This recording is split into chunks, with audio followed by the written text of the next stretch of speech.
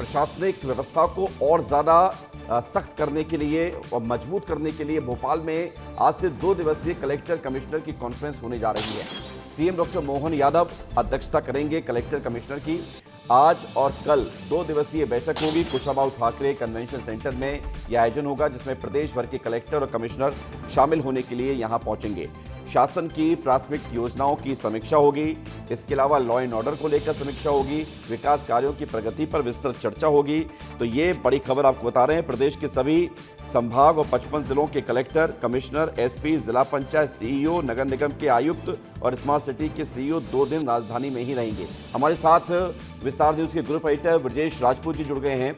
ब्रजेश जी, ये बड़ा मंथन होता है और ये बड़ा मंथन में क्या इसका एजेंडा रहने वाला है? इससे क्या फायदा होगा आम लोगों को? विवेक, आपने सही कहा। ये प्रदेश सरकार के लिए और प्रदेश के जो ब्यूरोक्रेसी है उसके लिए साल में एक बड़ा मौका आता है, जब मुख्यमंत्री के सामने वो सब अपना प्रेजेंटेशन देते हैं। कलेक्टर्स होते हैं, कमिश्नर होते हैं, सारे बड़े वो अधिकारी होते हैं जो शासन की नीतियों को आगे बढ़ाते हैं। तो सबसे पहले सरकार अपना एजेंडा साफ करती है। मुख्यमंत्री की अध्यक्षता में बैठक होती है। मुख्यमंत्री बताते हैं कि उनको कैसा शासन चाहिए, क्या सरकार की प्राथमिकताएं हैं, किन मुद्दों को लेकर आगे बढ़ना है। पिछली बार जो बैठक हुई थी उसके जो मुद्दे थे उसकी प्रगति कहाँ तक हुई, और उसके बाद ये सारे जो कलेक्टर्स कमिश्नर्स होते हैं ये अपना अपना प्रेजेंटेशन लेके आते हैं। और अपना अपना प्रेजेंटेशन लेके आने के बाद फिर ये सारे लोग बताते हैं कि इनका एजेंडा क्या होगा, क्या ये इनोवेशन करने वाले हैं, किस तरीके से नए तरीके से शासन प्रशासन जो नवाचार की बातें हैं वो होती हैं, वो सारी चीज़ें बताई जाएंगी। और सारे जो विभाग के प्रमुख होते हैं वो अपना अपना प्रेजेंटेशन देंगे। और इस प्रकार से सरकार क्या चाहती है और शासन कैसे चलाया जाएगा, इसको लेके एक बड़ा एजेंडा सेट होता है। जैसे अभी हाल ही में हमने देखा है कि बड़ी संख्या में आईपीएस आईएएस के ट्रांसफर्स हुए हैं, उन्हें नई जिम्मेदारी मिली है, तो वैसे में एक गेट टुगेदर भी हो जाएगा और ये भी तय हो जाएगा कि सरकार किस लाइन पर चलती है, आपको क्या करना है। बिल्कुल बिल्कुल। एक लंबे समय के बाद सारे कलेक्टर्स कमिश्नर यहाँ आते हैं और राजधानी में आते हैं, 2 दिन रहते हैं।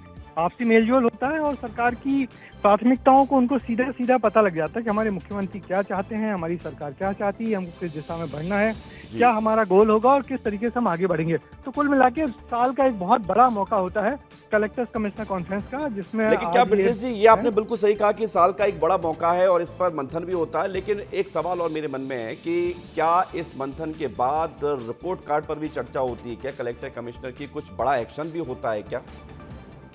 बिल्कुल। जो सारे जिले होते हैं उनका एक रिपोर्ट कार्ड जारी होता है कि सारी शासन की योजनाओं को लेके ग्रेडिंग होती है कि कौन से जिले ने किस तरीके से परफॉर्म किया, क्योंकि यहाँ मुख्य सचिव भी होते हैं।